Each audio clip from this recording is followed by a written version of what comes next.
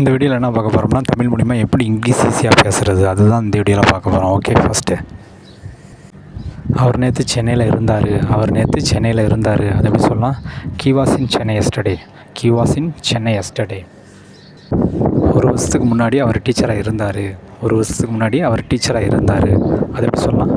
Before 1 year he was a teacher. போன வருஷம் அவர் சந்தோஷமாக இருந்தார். அதை எப்படி சொல்லலாம்? He was happy last year. அவர் நேற்று சென்னைக்கு போனார். அதை எப்படி சொல்லலாம்?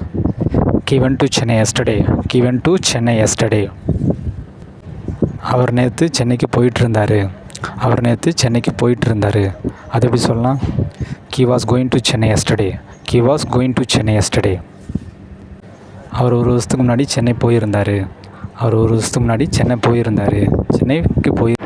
Before 1 year he had gone to Chennai.